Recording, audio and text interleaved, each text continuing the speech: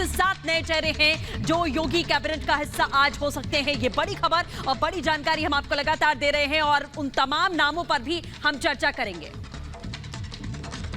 एक प्रकार से लगभग समाप्त सा कर दिया है। हमारा यही जज्बा काम करना चाहिए। हम सावधानी और सतर्कता बरतेंगे, लेकिन साथ साथ हम लोग उस गाइडलाइन का पालन करते हुए जीविका को बचाने के लिए हर भरपूर योगदान करेंगे। और उसी जीविका को बचाने के लिए आज सरकार लगातार कार्य कर रही है। लागत का 1.5 गुना किसानों को मिले। याद करिए 2018 में प्रधानमंत्री मोदी जी उत्तर प्रदेश के शाहजहांपुर की धरती पर आए थे और तब प्रधानमंत्री मोदी जी ने घोषणा की थी लागत का 1.5 गुना किसान के खाते में सीधे देने के लिए 24 जीन्स की घोषणा हुई थी। और भाइयों बहनों, आज आप देखते होंगे न्यूनतम समर्थन मूल्य का दाम किसान के खाते में देने का कार्य प्रधानमंत्री मोदी जी ने किया। तो किसान भाइयों के बारे में सही मायने में किसी ने किसान भाइयों को पेंशन दी है प्रधानमंत्री किसान सम्मान निधि के माध्यम से, तो अभी प्रधानमंत्री मोदी जी ने दी है। हर किसान को बिना भेदभाव के, कोई चेहरा नहीं, कोई पार्टी नहीं, न क्षेत्र, न भाषा, न जाति, न मत, न मजहब, किसान किसान है। अन्नदाता किसान, उसका सम्मान होना ही चाहिए। यह कार्य भी प्रधानमंत्री मोदी जी ने किया। और मुझे बताते हुए प्रसन्नता है कि देश के अंदर सर्वाधिक 2,54,00,000 किसान उत्तर प्रदेश के अंदर प्रधानमंत्री किसान सम्मान निधि का लाभ प्राप्त कर रहे हैं। भाइयों बहनों,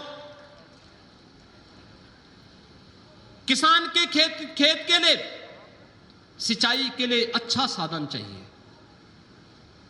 तकनीक को भी अपनाया गया। 25,000 किसानों को तो फ्री में सोलर पैनल उपलब्ध कराए गए। और यही नहीं, खेत तालाब योजना के माध्यम से या वर्षों से लंबित उन सिंचाई की परियोजनाओं के माध्यम से, बाण सागर की परियोजना हो, अर्जुन सहायक परियोजना बनकर के लगभग तैयार है। हमारा प्रयास है कि अगले महीने प्रधानमंत्री जी के कर कमलों से अर्जुन सहायक परियोजना को बुंदेलखंड के अंदर उत्तर प्रदेश के किसानों को और देश को समर्पित करवाया जाए। सरयू नहर परियोजना अंतिम चरणों में कार्य चल रहा है। और यही नहीं, पहाड़ी बांध, जमरार बांध, पहुंच बांध, पथरई बांध, रासिन बांध, बंडई बांध परियोजनाएं ये पूरी हो चुकी हैं। और वहां पर किसानों के खेत को, वहां पर सिंचाई के उत्तम साधन की व्यवस्था की जा रही है। यह पहले भी हो सकता था, लेकिन केवल भाषण, केवल गुमराह करने की वक्तव्य पिछली सरकारें यही करती रही। लेकिन भाइयों बहनों, हमारी सरकार ने केवल वक्तव्य पर नहीं, हमारी सरकार ने तो सही मायने में किसान भाई के जीवन में परिवर्तन लेने का जो संकल्प किया था, वही परिणाम था। उत्तर प्रदेश के अंदर खास तौर पर तराई के क्षेत्र में जो किसान भाई और हमारे बिंद क्षेत्र में जो किसान बंधुगण खेती बाड़ी का कार्य करते हैं, वहां पर वन्य जीवों से उनकी टकराहट अक्सर होती थी। अक्सर किसान भाइयों को वहां पर अपनी जान गंवानी पड़ती थी। सरकार के द्वारा, वन विभाग के द्वारा मुआवजा नहीं मिलता था।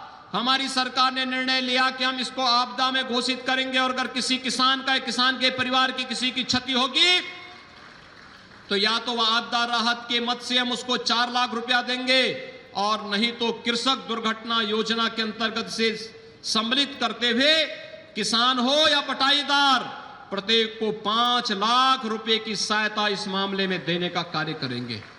और आज हमारी सरकार इसको सफलतापूर्वक आगे बढ़ाने का कार्य कर रही है। भाइयों बहनों, किसान भाइयों के बारे में बड़ी बड़ी घोषणाएं पहले होती थी, लेकिन जमीनी हकीकत क्या थी?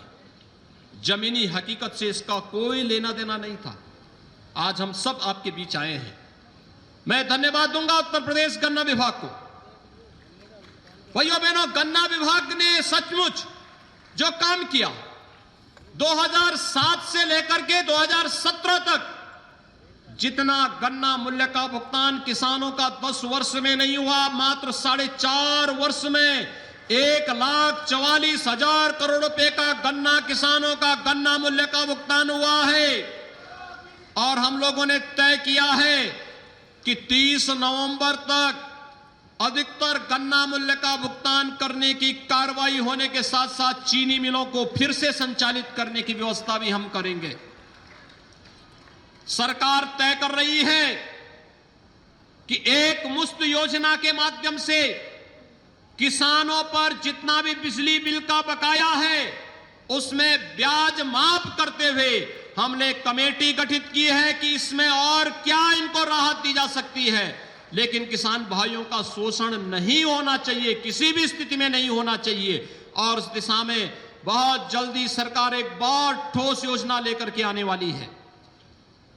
भाइयों बहनों, आज उसी क्रम को आगे बढ़ाते हुए यहां पर मैं धन्यवाद दूंगा किसान मोर्चा के अपने पदाधिकारियों को, जिन्होंने किसान सम्मेलन के माध्यम से सरकार की नीतियों का समर्थन करते हुए उसे जन जन तक पहुंचाने का कार्य किया है।